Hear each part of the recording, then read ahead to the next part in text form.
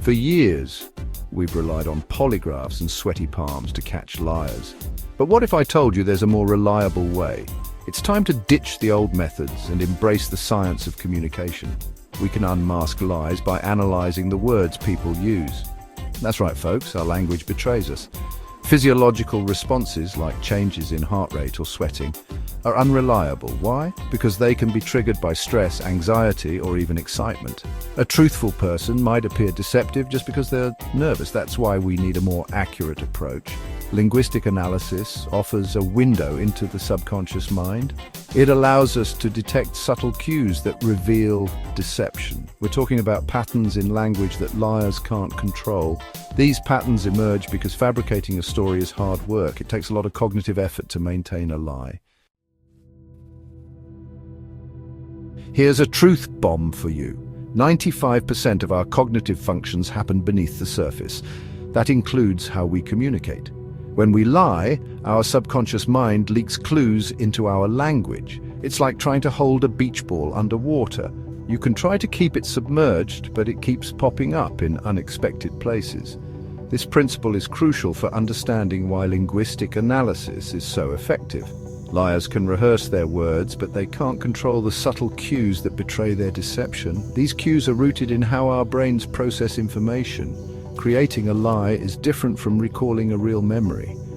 It requires more cognitive effort, and that effort leaves a linguistic fingerprint. Think of it this way: telling the truth is like driving down a familiar road. It's effortless. But lying is like navigating a maze in the dark. You're constantly searching for the right path, and it shows in your language. You might hesitate, backtrack, or add unnecessary details.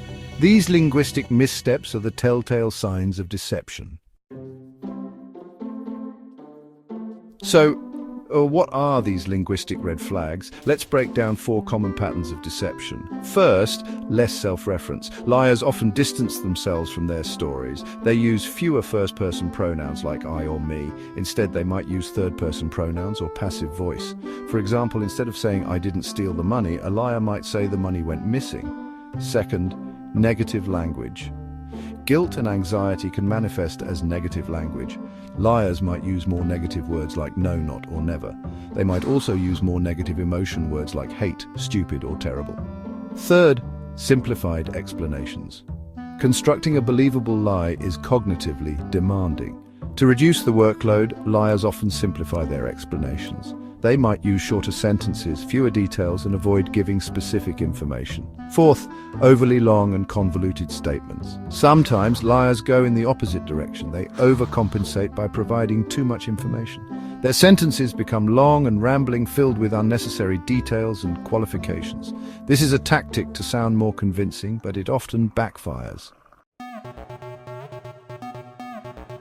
These linguistic patterns of deception have real-world implications. They can help us navigate everything from job interviews to personal relationships. Let's look at 2 high-profile examples.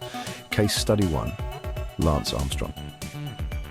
In 2005, Armstrong denied using performance-enhancing drugs. His language was distant and hypothetical. He said things like, if I were going to use something. Years later, he confessed. His language shifted dramatically. He used more personal pronouns and focused on his own emotions. Case study 2. John Edwards, the former presidential candidate, denied fathering a child out of wedlock. His denials were long-winded and evasive. He avoided using the child's name. When he finally confessed, his language became direct and concise. He acknowledged the child and took responsibility. These are just 2 examples of how linguistic analysis can unmask deception. By paying attention to the subtle cues in language, we can become more discerning listeners and communicators. Whether you're a CEO negotiating a deal or a parent talking to your teenager, the ability to recognize deception is a valuable life skill.